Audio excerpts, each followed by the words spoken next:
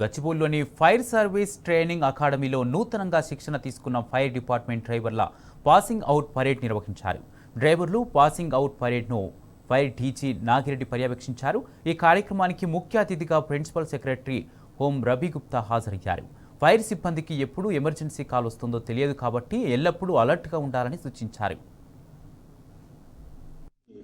మిగతా సిబ్బంది అందరికీ ఇక్కడ విచ్చేసినటువంటి ఈ యొక్క ట్రైనీస్ యొక్క వాళ్ళ యొక్క ఫ్యామిలీ మెంబర్స్ అందరికీ, మన యొక్క ఫైర్ డిపార్ట్మెంట్ స్టాఫ్కి అండ్ ముఖ్యంగా ట్రైనీస్ అందరికి కూడా శుభాకాంక్షలు తెలియజేస్తున్నాను.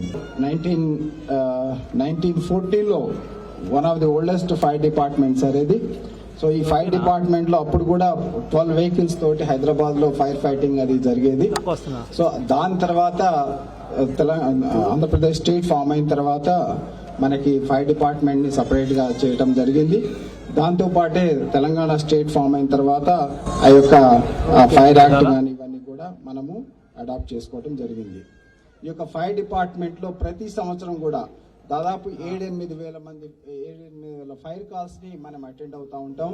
ఈ యొక్క అటెండెన్స్లో ఫైర్ సంబంధించినటువంటి డిపార్ట్మెంట్ సంబంధించినటువంటి డ్రైవర్ ఆపరేటర్స్ది చాలా కీలకమైనటువంటి జాబ్ అది. సో మన టార్గెట్ ఏంటంటే ఎప్పుడైనా ఫైర్ కాల్ వచ్చినప్పుడు 1 మినిట్లో వెహికల్ బయలుదేరాలి. అది ఎప్పుడు గుర్తుపెట్టుకోండి. 1 minute